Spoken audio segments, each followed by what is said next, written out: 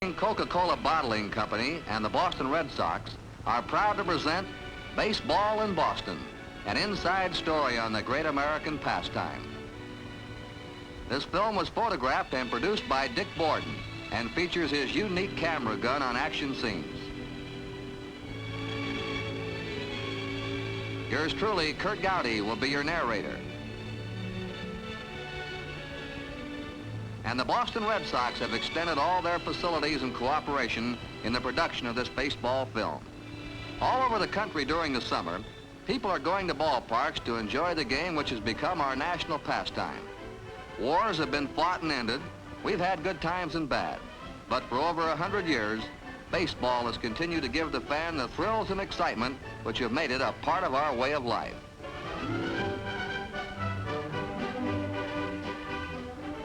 Our ball game is here at Fenway Park in Boston, where plenty of ice-cold Coca-Cola is being brought in for the enjoyment of the fans. Long before game time, the park is being readied for today's game. Fenway Park is one of the country's best kept and cleanest baseball plants. Beneath the stand, boys bag peanuts, and as soon as our opposing managers have given the nod, the final lineup is printed in the day's program. You can't tell the players without a number. There'll be plenty of hot dogs on hand, too. Our fans have bought their tickets and programs. They're moving in now, and these folks come from all over New England. Meantime, the players are getting ready down in the clubhouses.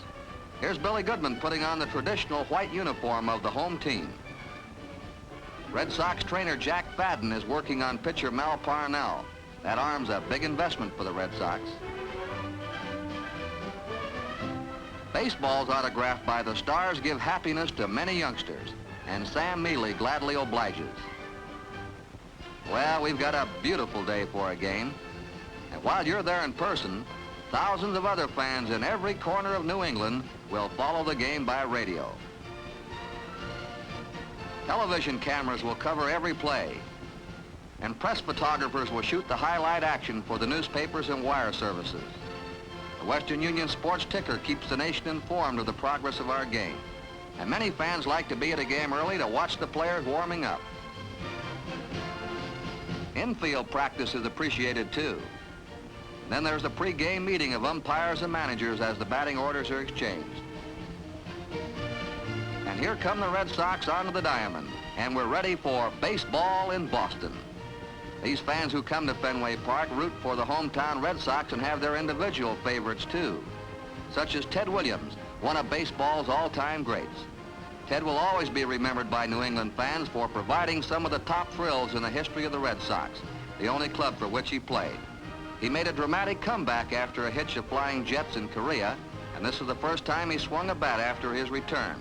He had to wear leather gloves to protect his hands away from baseball for 2 years. Williams' batting style and swing have been copied by youngsters all over the world. He constantly studies the opposing pitchers to learn their motions. The level swing and quick snap of the wrists have furnished the power for Williams to hit enough home runs to rank him 5th among the all-time home run hitters, despite 5 years in the service. Williams' lifetime average of .348 puts him right up near the top of the great hitters in history.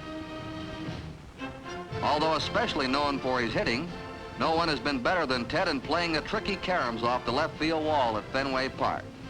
Ted Williams' name will always be a legend to baseball fans, not only in New England, but everywhere baseball is talked and played.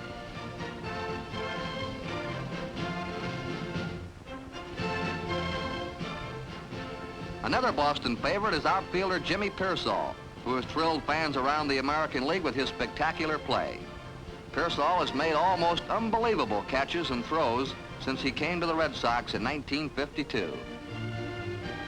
Folks in Waterbury, Connecticut are mighty proud of their hometown boy, who has become one of the bright stars of baseball.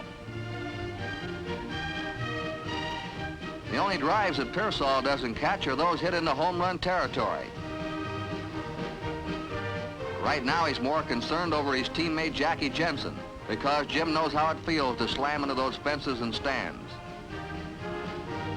In the field, at bat, or on the bases, Jim is a constant threat to the opposition, and this steal of home is typical of the verve with which Jimmy Piersall plays baseball.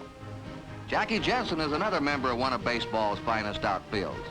The husky blonde from California possesses all the physical qualities that go to make up a real big leaguer. He has power at the plate. His outstanding speed and quick breaking ability won him top base stealing honors in the American League. Now it looks as if Jackie is an easy out here. Now watch this beautiful fadeaway slide. He's safe, and you had to see that one to believe it. Jensen is quite a defensive player, too. Just missing on a shoestring catch, Jackie will put his hustle and All-American football training to work and come up with a remarkable recovery. A good player never gives up on any hit ball. And this powerful throwing arm has cut down many a base runner.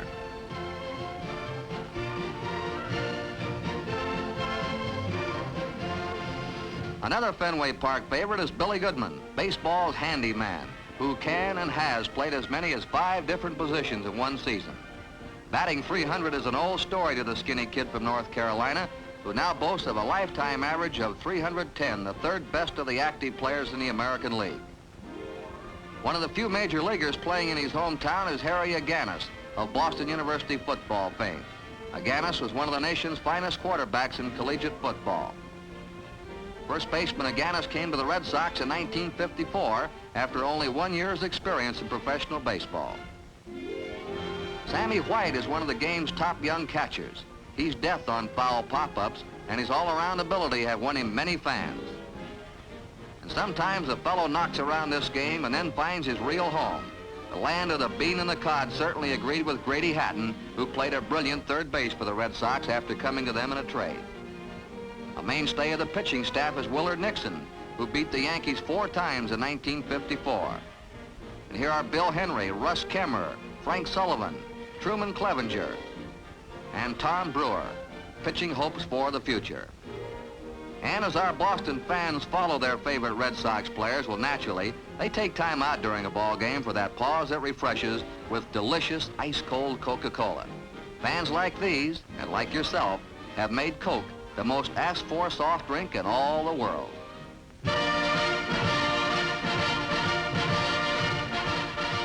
The baseball season takes a break, too. For the 1954 All-Star Game, let's take a quick jump into the wigwam of the Cleveland Indians on the shores of Lake Erie and look over some of the stars who comprise the who's who of baseball. It was All-Star Game number 10 for Ted Williams. Jim Piersall was playing in his first. Leo DeRocher was one of the National League coaches. In October of this same season, he led his New York Giants to the World Championship in this same Cleveland ballpark. Roy Campanella, the Brooklyn Dodgers, and Ted Kluszewski, Cincinnati's home run slugger. Brooklyn fans will take their Duke Snider. Amazing Willie Mays of the New York Giants. This is one time his cap isn't falling off. Stan Musial, the National League's top lifetime hitter. A crowd of nearly 70,000 watched this spectacle. Started back in 1933 as a one-shot promotion, this annual game has become one of the top events on the American sporting calendar. The American League had Scrappy Nelson Fox of the White Sox. Al Rosen, the popular third baseman of the Cleveland Indians. Chico Carrasquel, Chicago's brilliant shortstop. He's a long way from his native Venezuela. And Larry Doby, the American League's top home run hitter for 1954. The American League had the edge going into this game with 12 victories against the National League's 8. And for the fans who like plenty of scoring and base hits, this All-Star Game was their dish. Here's Stan Musial connecting for the Nationals. And later, Minnie Minoso was cut down at third, but that didn't matter because the American League went on to win 11-10 in a game featured by 2 Al Rosen home runs and another by Larry Doby. And the '54 All-Star Game will also be remembered by this rhubarb at home plate, with the National League claiming a balk on pitcher Dean Stone. With the All-Star Game history, let's get on back to Boston because we've got lots of baseball left in the second half of the season. The Red Sox are in for another homestand. It's a chance to watch some of the greatest stars in the game. No matter who you're rooting for, you always enjoy watching the performers who have that extra bit of class. Big crowds like this mean that one of baseball's most colorful rivalries is on. The Yankees are in Boston. Hey, there's Irv Norton, the Yankee outfielder. Keep your eyes on Bill Skowron. He's a real comer. Joe Collins, the Yankees' nifty first baseman. One of the fastest men to ever play in the big leagues is Mickey Mantle, who can beat you with a bunt or a home run. Now the Cleveland Indians are in town, led by the chief himself, manager Al Lopez. Bob Lemon, one of the top pitchers in the game today. He's a perennial 20-game winner. The American League batting champ of 1954, Bobby Avila. You all know this feller. First name's Bob, and his lightning fastball has slipped past many a 300 hitter for a third strike. Also hard-hitting Al Rosen, Cleveland's third baseman. Al Smith flips down the sunglasses without losing his bead on a fly ball. Every team coming into Boston during the season brings named players. Bullet Bob Turley will be fireballing for the Yankees from now on. Baltimore fans hated to see him leave the Orioles. Detroit features hard-hitting third baseman Ray Boone. He loves it in Boston. He has a lifetime average of 400 at Fenway Park. Minnie Minoso of the White Sox are the real crowd pleaser. Bill Tuttle of the Tigers, one of the finest defensive center fielders in the league. Another bright young star is Bob Finnegan of the Athletics. They'll like his hitting in Kansas City. And the Iron Man currently in the majors is Eddie Yost. He hasn't missed a game since 1949. And Mickey Vernon with the Washington Senators. In the stands, the fans stir around in anticipation of the game and refresh with ice-cold Coca-Cola. Baseball has a big heart, too. Wounded war veterans are invited guests. Thousands of New England youngsters take advantage of Red Sox hospitality each season. And the Red Sox have contributed heavily in the fight for little children inflicted with cancer through their helping hand to the Jimmy Fund. Now let's watch some typical action you would see at Fenway Park during a season and pick out some of the inside factors that make the game so enjoyable to a true fan. Constant communication takes place during a ball game, from the dugout to the coaching boxes to the players.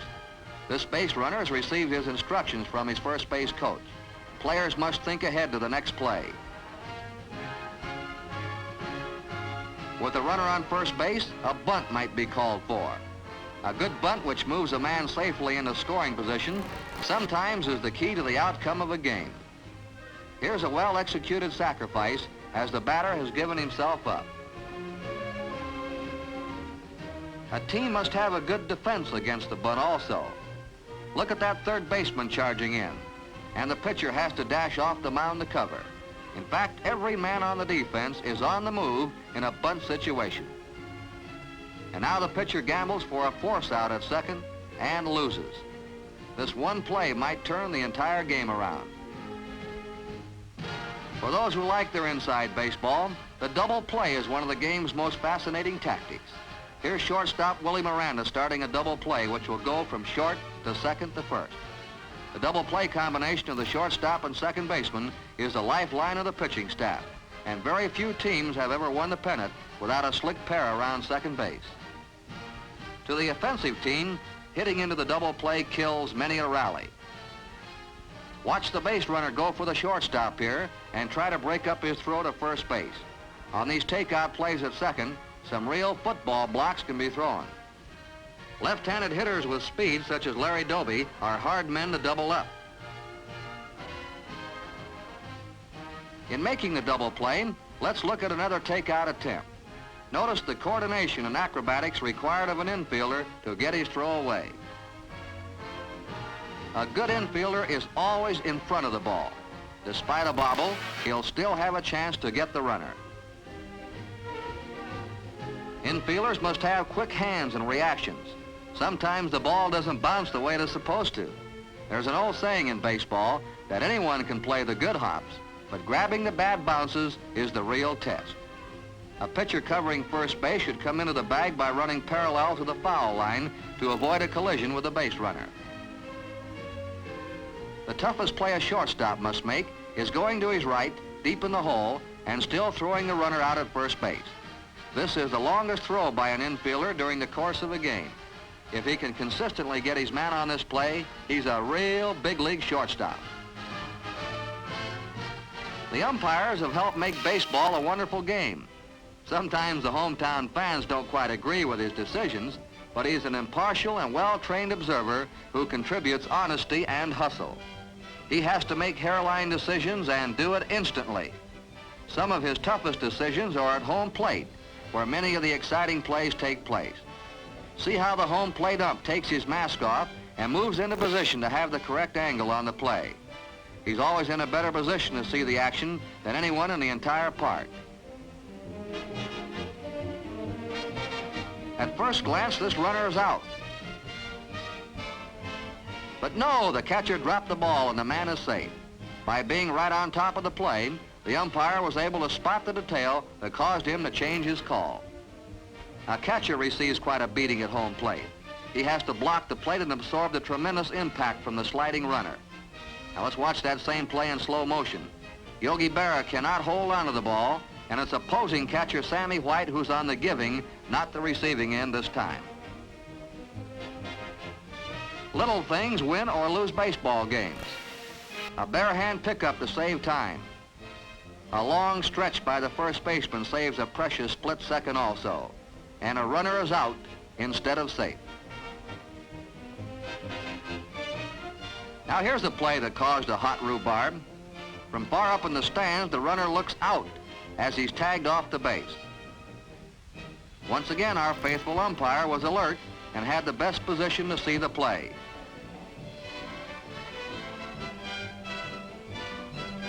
Now examine the play in slow motion.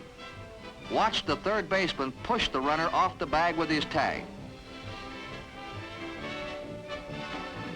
All the arguing in the world isn't going to help. The umpire was in the right spot, honestly judged the play, and believes in his own decision.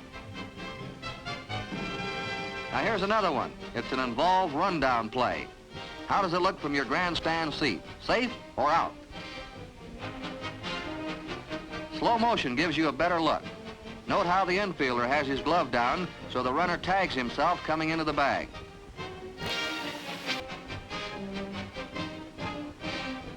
Our fan who really knows the game always appreciates the extra effort by a player. Covering ground like this can save many a run during a season. And this turns out to be a close play thanks to some extra hustle. It would be a dull game if everything worked out perfectly in baseball. And this is why they put erasers on pencils. Despite a fall-away slide, this runner is still out. The infielder took his throw from the catcher, though, too far in front of the bag. When a fleet runner like Mickey Mantle takes off, everyone has to be on their toes. How do you call this play? Our slow-motion camera gives you more time than the umpire had. The slide at first base is to save a valuable split second. If you're wondering about injuries, Mantle tripped over the bag, not the pitcher's foot, and everything was all right, especially for the Red Sox, since this was the last out of a Red Sox win over the Yankees. And our ball game is over. The fans have really seen some inside baseball. In case of rain tonight, this nylon tarp will assure a dry field tomorrow, because there's always another tomorrow for baseball men. Brilliant young kids like left-handed bonus pitcher Frank Bauman must be signed. Heading a baseball organization of over 250 players, front office staffs, and scouts is a big job, and a former all-time great player and manager like Joe Cronin is just the man to fill it. The Red Sox have 138 players now in the uniform of Uncle Sam. At Fort Jackson, South Carolina, 4 future Sox stars are members of the famous Screaming Eagle division. Fay Throneberry, who played outfield for the Red Sox in 1952. Frank LaMonica, an infielder from California. Joe Tanner, a shortstop from the University of Texas. And Haywood Sullivan, an All-American football quarterback of Florida and quite a catching prospect. These boys are just like hundreds of other young fellows. They're trying to do as good a job for Uncle Sam as they've done on the ball field. Most of them will take up their baseball careers again when they've completed their stretch in the service. Some of them will come out and move into the major leagues. The majority will go back to the minors and get the experience to work their way up. These sights must be familiar to many of you ex-GIs. Here at Fort Jackson, these young stars of the future have developed into good soldiers. They're as adept in firing mortars as they are in throwing a baseball. This is even hotter than an argument at home plate. And these 105mm howitzers are just like the siege gun hitters in the majors. And the boys can handle the 75mm recoilless rifle, too. It's not all work for our Red Sox Army lads, though. There's time for worship. And time to relax. To take that refreshing break for those bull sessions where, naturally, baseball is the topic of conversation, as these young hopefuls look forward to the day when they'll be wearing this emblem. Well, that's our Boston baseball story. It's a story which has a new edition every summer, but always a different script. Baseball in Boston means excitement, color, drama. Baseball fans never tire of seeing and talking about the game they love. The stars of today hold the spotlight, but the youngsters are on their way up to replace them in the future. The Boston Red Sox, who bottles delicious Coca-Cola, hope you've enjoyed this inside story. We thank you for your loyalty to baseball, to the Red Sox, and to Coca-Cola, the unique product that has become as much a part of American life as baseball itself. And remember, whether you're a player in the clubhouse or a fan in the stands, whoever you are, whatever you do, wherever you may be, when you think of refreshment, think of Coca-Cola, for Coca-Cola makes any pause the pause that refreshes. And ice-cold Coca-Cola is everywhere.